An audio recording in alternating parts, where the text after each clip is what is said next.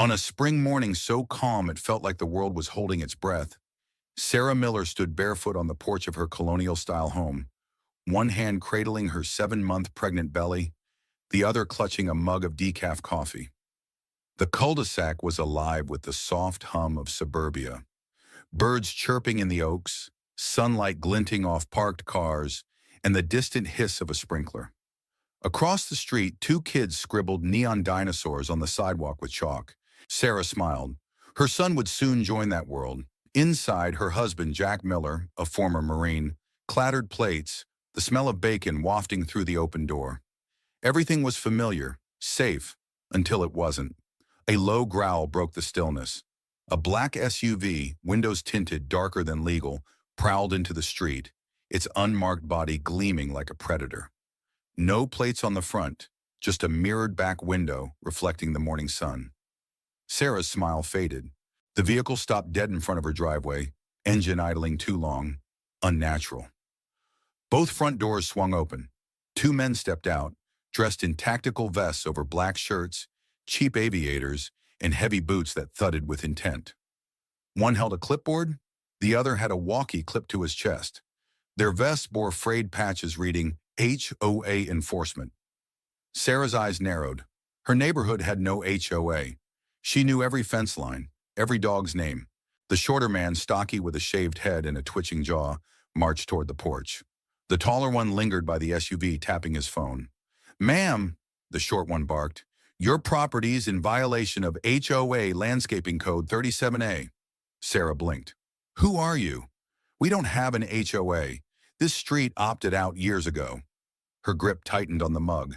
The man's lip curled. "You're standing on a flagged violation zone. Step aside or we'll cite you. Non-compliance escalates." "Escalates?" Sarah's voice was polite but firm.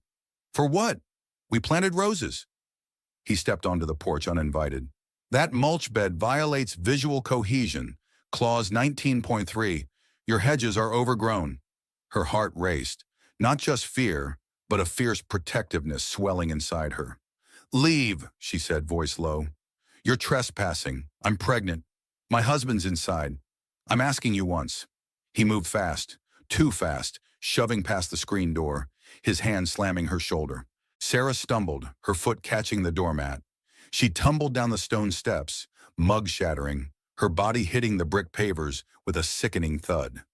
Pain seared through her, but the fear was worse. Her arms wrapped her belly, the world blurring. A neighbor shouted, a dog barked, then silence. Footsteps pounded. "Sarah!" Jack burst through the door, a storm unleashed. He didn't yell, didn't flinch. He saw Sarah crumpled, her eyes wide with pain, and became something else. A Marine again, a protector, a weapon. The shorter man, still on the porch, turned, oblivious to the force he'd awakened. Jack walked, deliberate, steady, his eyes dead calm, the kind that makes smart men run. The taller man by the SUV looked up, frowning. "Sir, we're conducting—" "Shut up!" Jack's voice was ice. The tall one hesitated. "This is official HOA." "We don't have an HOA, Jack said, not breaking stride. The short man finally sensed the shift, turning fully. "Sir, I need you to—" Jack stepped onto the porch, posture relaxed, eyes lethal. "Did you push my wife?" The man scoffed. "She resisted inspection. You're non-compliant. We'll file—" "I asked," Jack cut in, lower now. "Did you push my pregnant wife?" The man chuckled, puffing his chest. "She got in the way. You don't want to interfere." "Wrong answer." Jack's hand shot forward, seizing the man's vest, yanking him nose to nose. 3 seconds to explain who you think you are before you lose every tooth behind that fake badge." The man twisted, shoving Jack's chest with both hands. That was the mistake.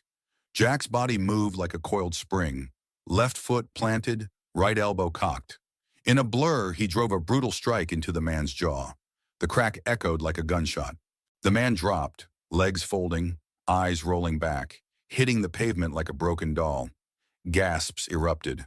A door slammed across the street. A phone went up, recording. Jack turned.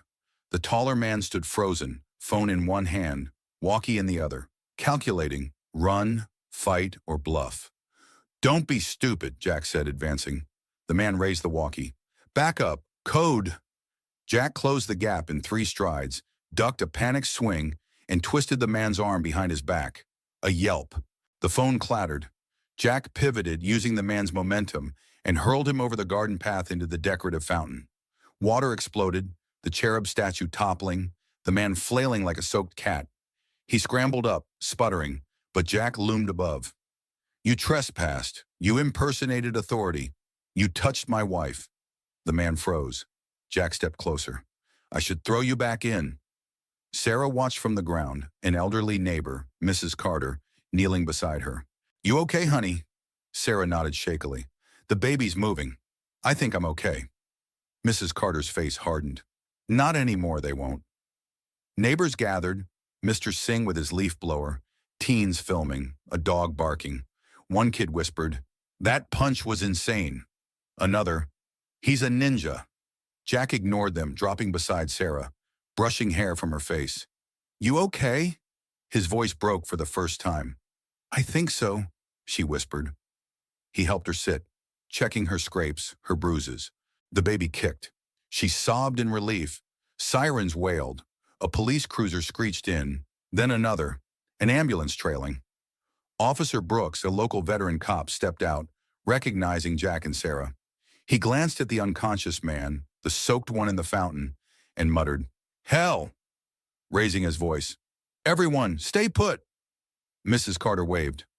Officer, these men assaulted her. They're fake HOA cops. Brooks approached Jack, voice low. What happened? Jack stood, still holding Sarah's hand. They pulled up, claimed HOA violations. We have no HOA. One pushed Sarah down the steps. I stopped them. Brooks eyed the limp body. Stopped them with a concussion and a swim lesson? Jack's jaw tightened. They touched a pregnant woman. More units arrived, medics, county dispatch. A teen's live stream was already viral. Neighbors murmured, phones buzzed. EMTs checked Sarah, confirming her baby's heartbeat. One paramedic, tears in her eyes, whispered, You're lucky. The soaked man tried to argue, but Brooks silenced him. The unconscious one groaned, blood smearing his cheek. Another officer, Hernandez, held up a cracked phone from the SUV. You'll want this. Photos, addresses, schedules, notes like, Old man lives alone after 10 a.m. A video showed the men laughing, planning to cite for fake codes. It wasn't a prank. It was predation. Brooks shook his head. They've hit other neighborhoods. Elderly victims mostly. A neighbor stepped forward. My aunt in Brookville got fined for lawn color. She paid, no questions. Jack crossed his arms. What now? Brooks met his eyes. They're going in. Impersonation, assault, fraud, conspiracy. This is big. The fountain man, cuffed now, whined. You can't prove we meant harm. We'll sue. Brooks crouched by him. You pushed a pregnant woman. You're lucky you're breathing. No lawsuit saving you. Neighbors clapped. Mrs.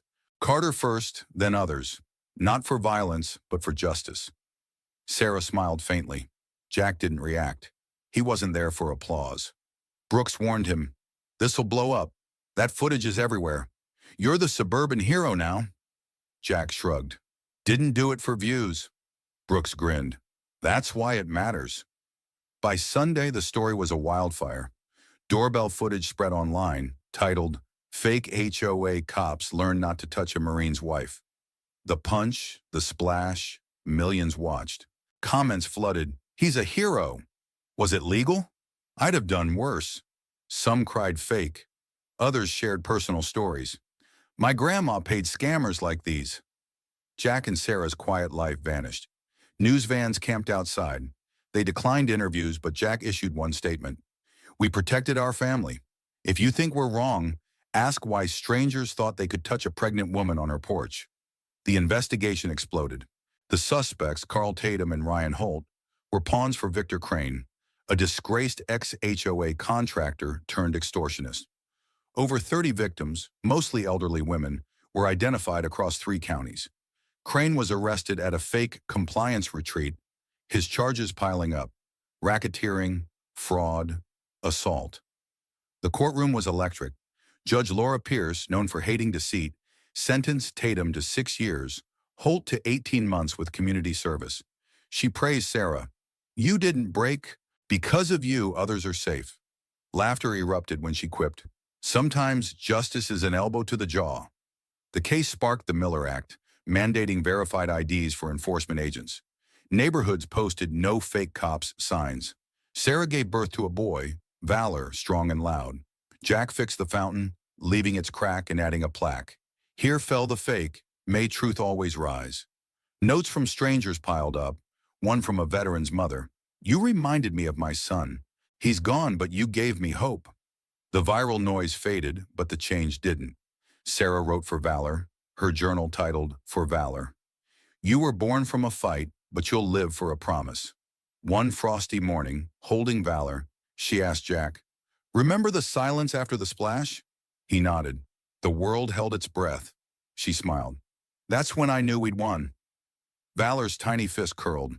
The fountain, scarred but standing, gleamed under the porch light, a testament to truth that rose when fakes fell hard. Thank you for watching Touching Story. If this story moved you, don't forget to like, share, and subscribe for more powerful tales of resilience and justice.